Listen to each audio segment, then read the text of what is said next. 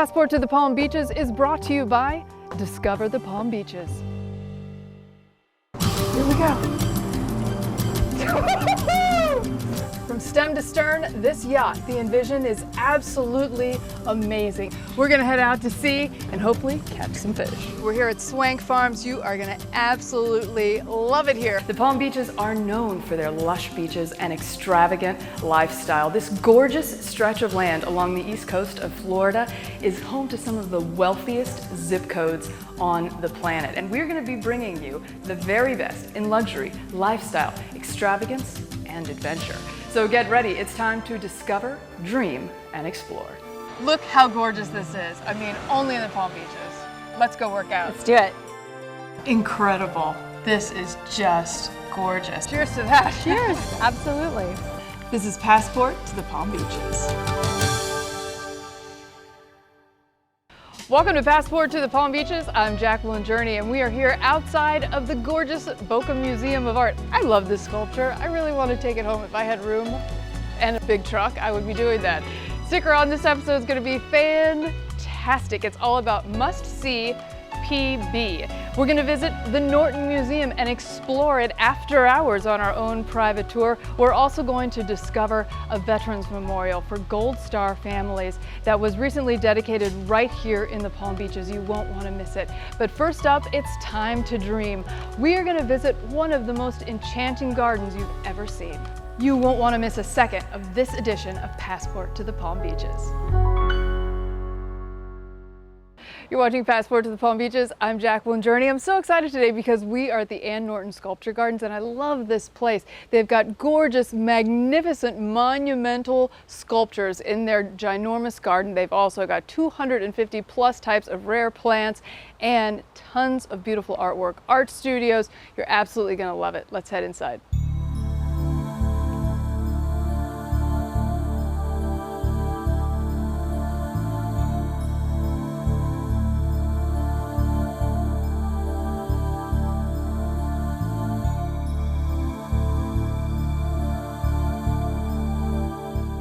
If you're in the Palm Beaches, a must-see is the Ann Norton Sculpture Gardens. They're absolutely incredible. And we are here with someone from Sculpture Gardens, Cynthia Kenai. Thank you so much for having us today. This place is really incredible. I mean, it's like nothing you've ever seen before. Thank you. We think so. We are standing in the studio of Ann Norton, which is probably one of the most magical places that we have here. There's a lot to see here. I mean, the actual house, actually listed on the National Registry of Historic Places, which is incredible on its own. You feature other artists in the home. You've got the gorgeous sculpture gardens, which we'll see very shortly. And there are 9 monumental sculptures in this garden of Ann Norton's that are going to blow your mind. They're beautiful. So tell us a little bit about the history. How did this place come about? The historic home was the home of Ralph Norton and his wife Elizabeth. They bought the house in 1935, and as it would happen, Mrs. Norton passed away, and he then married Ann Weaver. She was an artist. She was sort of an artist ahead of her time in terms of her interest in contemporary art, and they had that basic love of art together. They were married about 5 years before he passed away, and Ann Norton lived here for the rest of her life, and I think she spent most of it in this studio. I mean, it's an absolutely incredible place, and it's very inspiring just to be in here. You can feel all of the juices flowing, and one of the things I find really interesting about Ann Norton as an artist, you don't necessarily think by looking at all of her works that they were done by the same artist. She seemed really versatile, and working with brick and granite and all kinds of other materials. It's really fascinating. I think that she was someone who was constantly expanding the boundaries of what the means in which she worked. So she traveled a lot, and through travel, I think she had a lot of inspiration from different places, and you see that in the monumental sculpture. the one that's in granite, the seven beings, was definitely inspired by travel. And a lot of the other brick sculptures. There are 8 other brick sculptures in the gardens, and we think that that is an inspiration from where she grew up, which was Selma, Alabama. She made all of the bricks, created them, and then inside each of the sculptures is steel rebar. So there was a lot of engineering and a lot of things that came together to create these amazing pieces. And then in here you see a lot of wood, you see bronze, you see stone, and of course, huge plaster pieces. And it's interesting to note that Ann Norton was 4 feet 11 inches tall. She was small and petite, but she was always thinking big about her art. But for her legacy, she really wanted to protect this 2-acre green space on the Intercoastal Waterway, and for the community to enjoy her art and this green space. But I think it's really an amazing experience to be and to see someone who has lived in this space and to walk through really their life and what they have really cared about. I think it reminds us of all of the places that we care about, whether it be a family home that you go back and visit over and over again because you want to see the changes. Because you live your life in a place, it really matters. And I think most people that visit us understand that when they walk through this space, that it mattered to her, and then it becomes a point of really an important thing for the people that are members here and people that visit here. They can see the life that unfolded and how important it was for her to share that with all of us.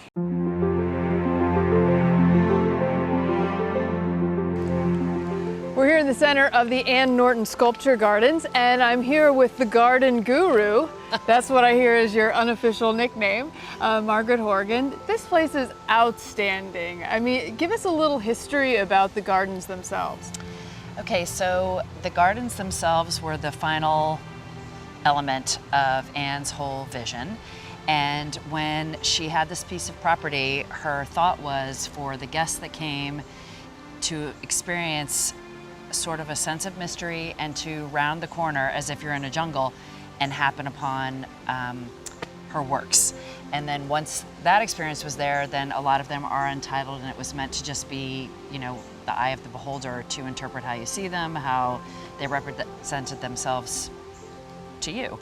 The first time I walked through here, I actually equated it to like Christmas morning, because it's like unwrapping a present every time you walk around a corner. Everything is so well contained. Yes. And the gardens are thriving, you know, and so gorgeous that they really are like little hidden treasures all throughout the garden. They are. And the original plan too was different sections of the gardens are meant to inspire a different feeling. So the front part of the gardens, when you come in by the historic house, is sort of the celebration lawn and meant for having fun and having events. And then as you make your way into the deeper parts of the garden, for example, this is the reflection pool, and appropriately named because if you're standing here, you see the reflection of Gateway to Knowledge. If you're over there, you see the reflection of Gateway number 5. So a lot of people come and just like to sit here and watch the light reflecting off the palms, and that's really a lovely area. And then we have a meditation pond on the other side, which needs no explanation. So you can experience a lot of different sensations and reflective periods, if you want to call it that, while you're in the garden. You can choose how you want to feel when you're here, and there's a little bit of something for everyone. We have seating everywhere, so some people come in with a book and sit down and like to read a book, and some people just do a really quick tour, but it's all here for the taking, and you can make your visit here what you want out of it. The Ann Norton Sculpture Gardens are an absolute must-see PB location. Still to come on this edition of Passport to the Palm Beaches, we've got that private tour of the Norton Museum of Art that you won't want to miss. But first up, we attended this wonderful memorial for the Gold Star families. Stay Stay tuned for more Passport to the Palm Beaches.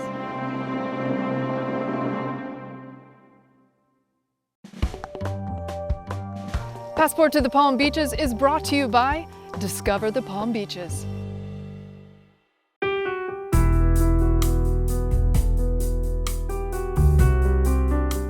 Jacqueline Journey here on Passport to the Palm Beaches with Herschel Woody Williams. And you know, we're all here today because of you, really. And what you started back in 2010. This memorial is really part of your vision, yes? I would never disagree with the beautiful lady. Your decision to sort of start this foundation back in 2010 has led to so many memorials like this, which are so critical and really so important to honor the veterans that we've lost and also to educate people. Absolutely. Yes, there are a great number of people in America that do not understand what a Gold Star family member is, because it's something that we have not absolutely talked about or did anything about for all of these many, many years. What does it mean to you to have all of this come to fruition? Oh, well, we're not done. So many communities now are recognizing for the first time they do have Gold Star families in their community that they've never known before. But every state capital in this nation ought to have a Gold Star family memorial on it to recognize everyone in that state who sacrificed a loved one for our country and for us. And your goal, of course, to be in all 50 states, to be in all the capitals. When would you like to see that happen? What is your goal? Well, I'll be 96 in a few days, so I'd like to see it happen before 100. Happy early birthday. Thank you. On my 100th birthday, I'm going to ride a horse. I was in horses for 35 years. I love them. So that's my goal, and I'm going to live to 100 and ride a horse. And I'd like to see it done by that time. Absolutely. Well, you're well on your way, and what you've done really is truly extraordinary. Thank you so much, and thank you so much for your service. Thank you.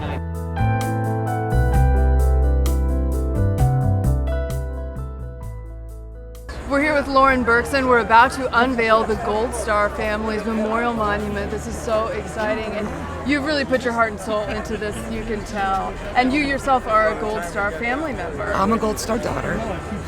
Yes, and yeah, this is amazing. I mean, we're so fortunate that we have such community support and generous donors that made this happen so quickly. The city was wonderful.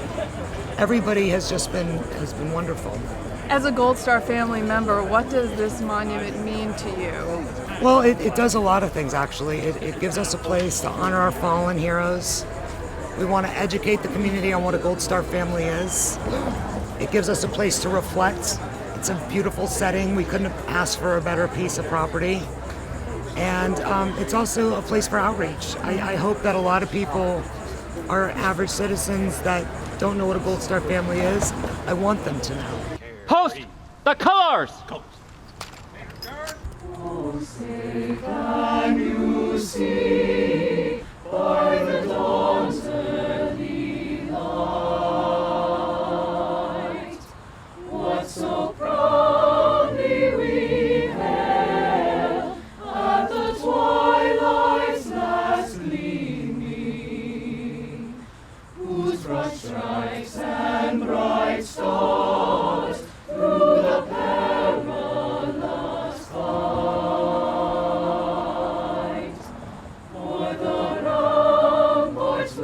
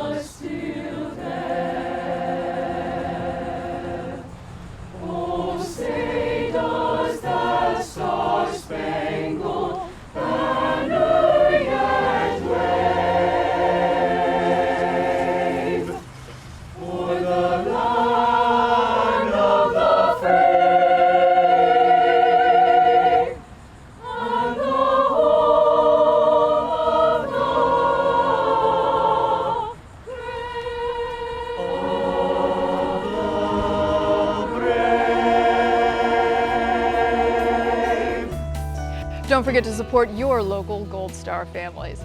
Coming up next on this edition of Passport to the Palm Beaches, as promised, it's that private tour of the Norton Museum of Art that you won't want to miss. I'm telling you, it's absolutely incredible. Stay tuned for more Passport to the Palm Beaches.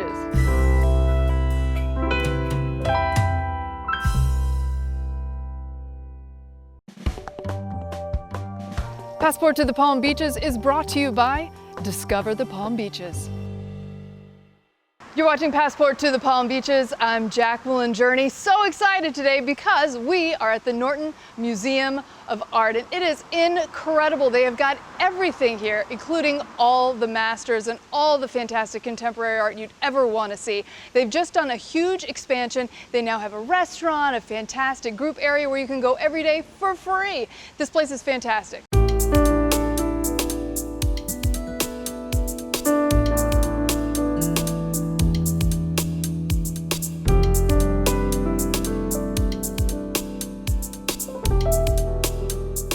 You're watching Passport to the Palm Beaches. I'm Jacqueline Journey, and we are here with Rachel Gustafson at a true treasure. It's the Norton Museum of Art. The first of its kind really when it opened in the 1940s here in South Florida, wasn't it? Yeah, that's absolutely true. 1941, Ralph Norton and Elizabeth Norton, his wife, opened this museum, and it was the first museum in South Florida, believe it or not.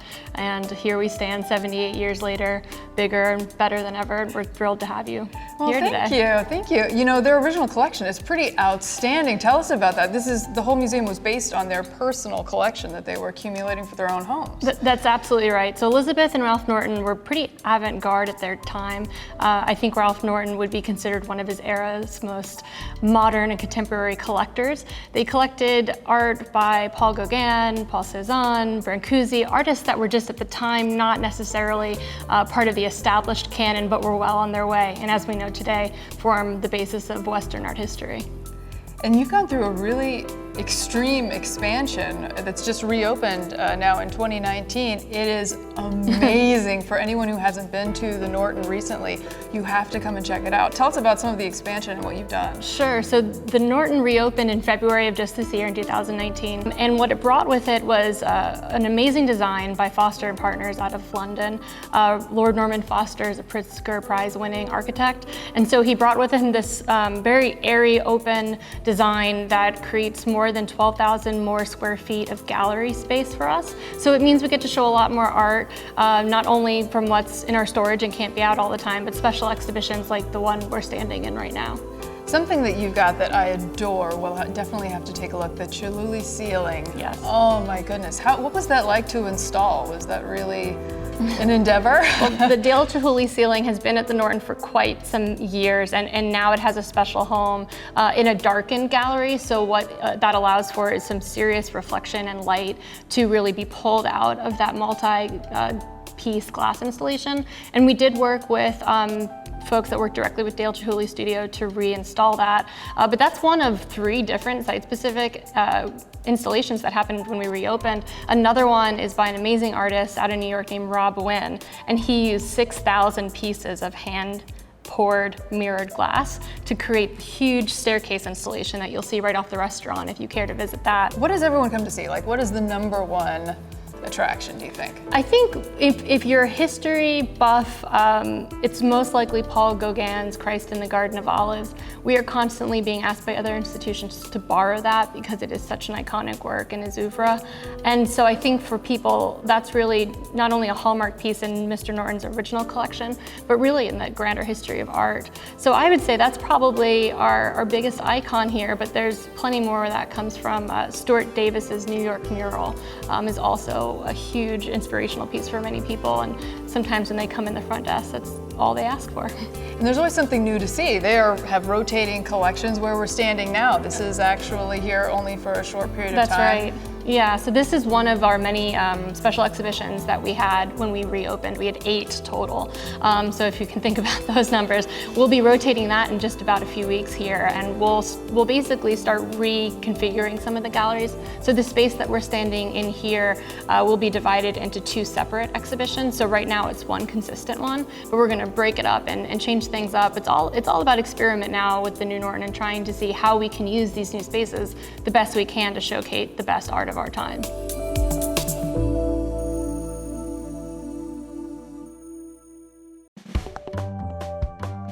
Passport to the Palm Beaches is brought to you by Discover the Palm Beaches. So glad you could join us for this edition of Passport to the Palm Beaches. I've been your host, Jacqueline Journey, and as always, I'm going to leave you with a quote from my inspirational book, The Divas in the Details. And this one is from one of my favorite ladies of all time, so chic, Miss Coco Chanel. And she said, "My life didn't please me, so I created my life." And it's the perfect quote for all the people we're going to be talking to on the next edition of Passport to the Palm Beaches, because the next one's all about living the dream. It's fabulous entrepreneurs. We've got multi-million-dollar jewelers, one of the fastest growing vodka brands in the world, and a natural and organic farm. We'll see you next time.